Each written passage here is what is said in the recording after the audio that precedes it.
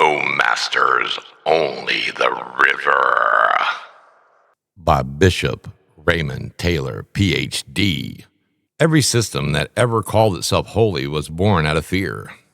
Fear of death, fear of chaos, fear of the unknown.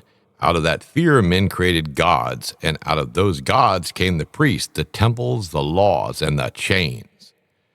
The entire structure of religion is an obedience machine built to turn a question into a command. The first thing any priest learns is to control. Control begins with guilt.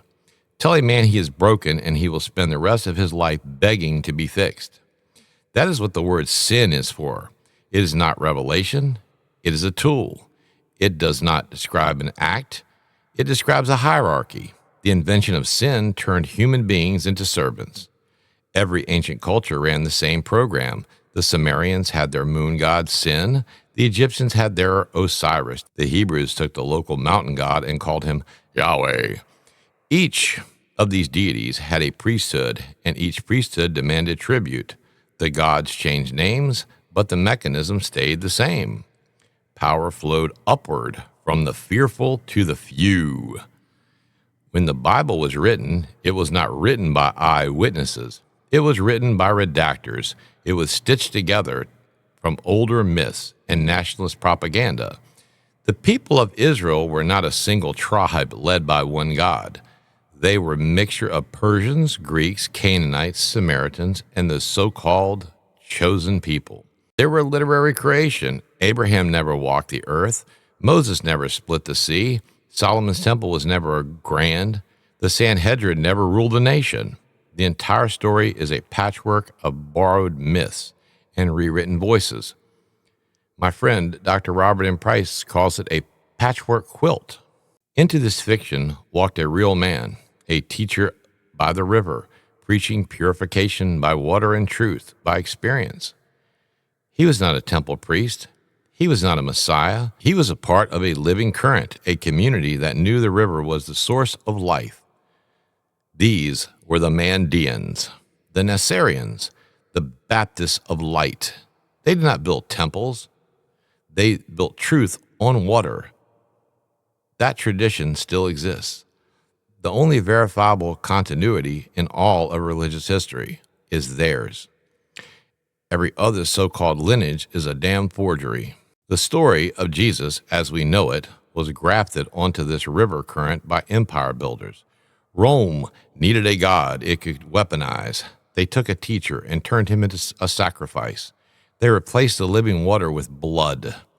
They replaced enlightenment with obedience. The cross became a brand. The gospel became a leash.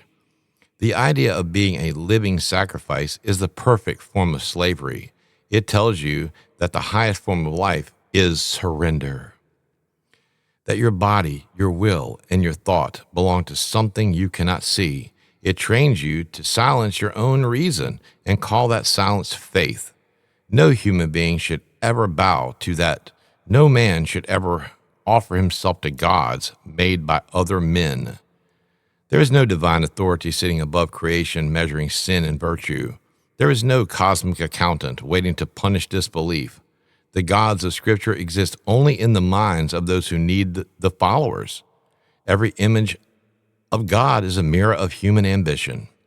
When you pray to a deity, you are talking to an imagination of someone else's. Archaeology has proven what theology hides. The earth beneath Jerusalem shows Persian bricks, Greek inscriptions, Roman architecture, but no evidence of Hebrew empire. Nowhere. The grand temple of Yahweh, supposedly inhabited with a small shrine expanded by foreign engineers. The treasures looted by Rome fit in a damn single cart. The religion built on its ashes now claims eternity, but its foundations are papers of dust. Faith is not a virtue. It is surrender. It is refusal to ask for evidence. It is a habit of accepting power without proof. Religion calls this righteousness. In truth, it's dependency. It's slow death of reason disguised as salvation. The only real continuity is the current of the river. The Mandaeans still baptize in flowing water, still speak of the great life, still honor the light above the law. They are proof that not all spirituality was born from fear. Some of it was born from experience, from direct contact with the living world. That is truth. That is evidence. Everything else is theater. The gods of Scripture are masks for kings. The prophets are the mouthpieces of empire. The temples are monuments of control. And the faithful are the unpaid labor of systems that sell eternity and deliver nothing. No God deserves worship. No man deserves to be your priest. You are not a servant. You are not born guilty. You are either a spark of the divine or you are nothing at all. If the great life exists, it does not ask for your obedience. It asks for your awareness, and it is light, not law. There are no gods, and there are no masters.